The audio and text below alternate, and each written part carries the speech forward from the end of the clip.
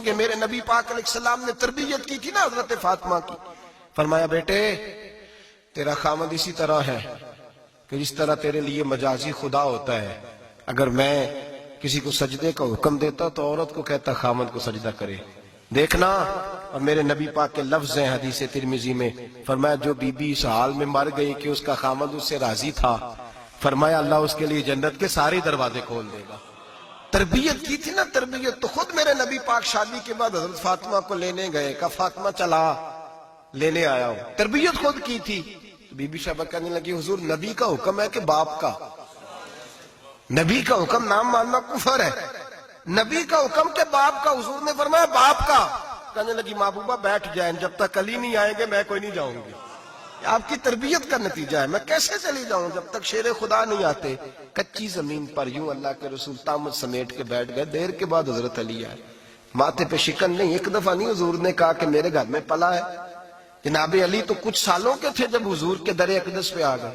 یہ نہیں اللہ کے رسول نے فرمایا کہ میرے گھر میں پلا ہے, میرا غلام ہے, ساری زندگی میرا دستر نگر رہا ہے, کیسے بول سکتا ہے؟ کوئی لفظ نہیں کہے. فرمایا تو ٹھیک کہتی ہے, شیر خدا آئے.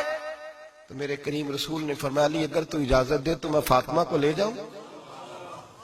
تو کہا یا رسول اللہ میں آپ کو اجازت دوں, تو امیر حرم, میں فقیر بے نوا, تو کجا من کجا. حضور میں آپ کو اجازت دوں. فرمایا بھائی فاطمہ نہیں مانتی. کہتی ہے وہ کہے او میرے بھائی دین جب آئے گا نا, دین جب آئے گا, سیدہ طیبہ طاہرہ حضرت خدیجہ الکبریٰ کی سہیلی ملنے آئی, اور حضرت خدیجہ کے پھٹے ہوئے کپڑے اور پیبند والے کپڑے دیکھ کے تو رو پڑی. کہنے لگی تم مکے کی ملکہ تھی اور دنیا تیری مثال دیتی تھی, اور خدیجہ یہ تو نے کیا حال کر لیا. فرمایا چپ کر, میں اس حال میں راضی ہوں جس میں میرے رسول راضی ہے.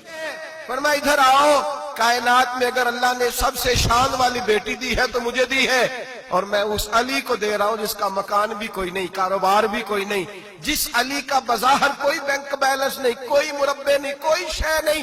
حضور علی کے پاس کیا ہے؟ فرمایا میرا علی عشاء کے بعد قرآن شروع کرتا ہے تو فجر سے پہلے ختم کر دیتا ہے.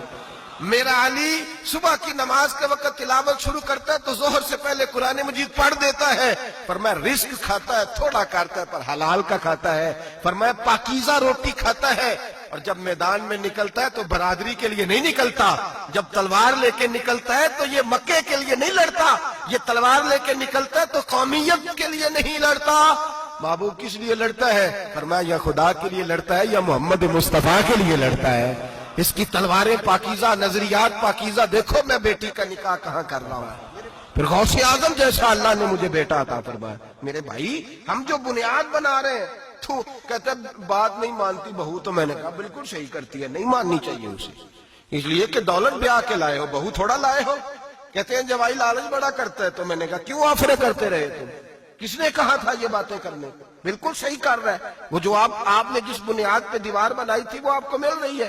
میرے نبی کریم صلی اللہ علیہ وسلم نے فرمایا جب تو گھر بنانے لگے, بچی اور بچے کے لیے رشتہ ڈھونڈنے لگے, دین کو, اگر بچے کے دل میں خوف خدا ہوگا تو بیوی کو مارتے وقت ڈرے گا, 100 دفعہ خیال آئے گا.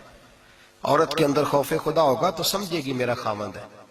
اگر وہ نماز سے, قرآن سے, نبی پاک صلی اللہ علیہ وسلم سے وابستہ ہوں گے میاں بیوی, تو ان کے اندر ضرور کچھ نہ کچھ تصورات آئے. نہیں محبوب سبحانی, غوث سمدانی, شیخ عبد القادر جیلانی رحمت اللہ علیہ, آپ کے والد گرامی فرماتے ہیں کہ میں بھوک بڑی سخت لگی ہوئی تھی, بڑی سخت بھوک لگی تھی. تو ایک سیب بہتا ہوا جا رہا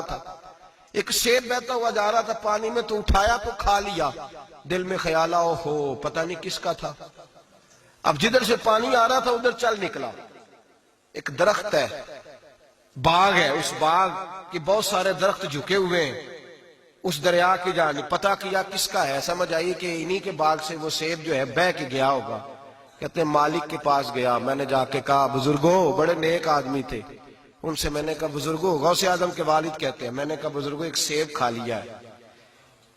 تو پریشان ہوں کہ وہ میرے لیے جائز نہیں تھا, بڑی کیا کرنے کی کوشش کرتا ہوں, نکلتا نہیں, مہربانی ہو جائے. انہوں نے کہا میں نہیں معاف کرتا. میرا سیب کیوں کھایا, حالانکہ جاتی ہوئی شاید ایسے ہی جائز ہے, کیوں تو نے کھایا؟ میں نہیں معاف کرتا. تو کو بابا جی قیمت لے لو, بخش دو. بابا جی کہنے لگے چل کچھ دن رہ, میرے کھیتوں کو پانی لگا. سید زادے, چڑھتی جوانی, خوبصورت ماتھا, خوبصورت چہرہ، نور دور دور سے چھلک کے پڑے، سادات کے گھرانے کا سجا ہوا نوجوان، کئی پکڑ کے کدال پکڑ کے بابا جی کے کھیتوں کو باغ کو پانی لگاتے. کچھ مہینے رہے تو بابا جی سے کہنے لگے بابا معافی، کہنے لگے نہیں مل سکتی. کہ کس طرح ملے گی؟ کہنے لگے ایک بیٹی ہے میری، آنکھوں سے اندھی ہے، کانوں سے بہری ہے، زبان سے گنگی ہے، ٹانگیں بھی کوئی نہیں دونوں، بس سانسیں چلتی ہیں، تو شادی کرے تو معاف کر دیتا ہوں.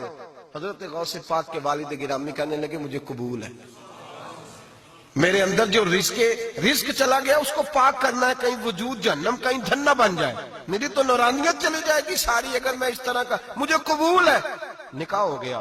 کہتے ہیں جب حجلہ عروسی میں داخل ہوا، رات کمرے میں گیا تو میں نے آنکھوں سے دیکھنے والی، کانوں سے سننے والی اور حور سے ملتی جلتی ایک خوبصورت عورت بیٹھی دیکھی.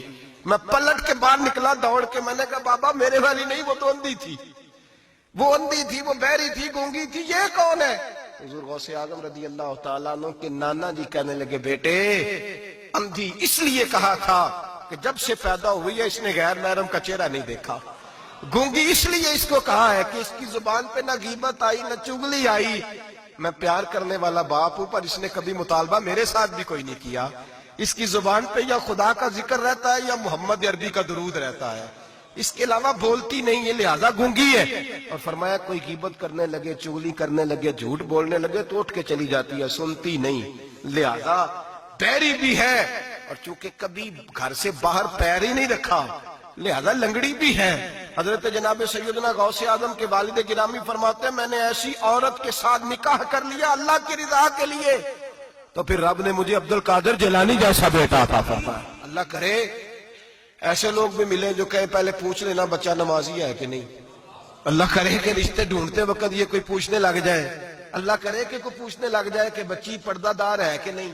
اللہ کرے کوئی پوچھنے لگ جائے کہ بچہ قرآن شریف کے ساتھ دلچسپی رکھتا ہے کہ نہیں، اسے حضور کی نعتیں اچھی لگتی ہیں کہ نہیں، وہ نبی پاک کے نام کا نعرہ لگانا جانتا ہے کہ نہیں، کبھی اس کی آنکھوں میں مصطفیٰ کے لیے کوئی آنسو آیا ہے کہ نہیں، کبھی وہ تڑپا ہے کہ نہیں، کبھی وہ رویا ہے کہ نہیں، کبھی اسے محبوب پاک علیہ السلام کی غلامی پہ ناز ہوا ہے کہ نہیں، کبھی ایسا ہوا ہے کہ وہ سر پہ پگڑی باندھ کے چہرے پہ داڑھی سجا کے سفید رنگ کا جوڑا پہن کے شیشے کے آگے کھڑے ہو کے کہتا ہو آج میں بڑا حسین لگ رہا ہوں اس لیے کہ میں اپنے محمد عربی کے لباس پہ لپٹا ہوا ہوں، اپنے رسول کا میں نے انداز اپنایا ہے. اللہ کرے ایسے بھی ہونے لگے.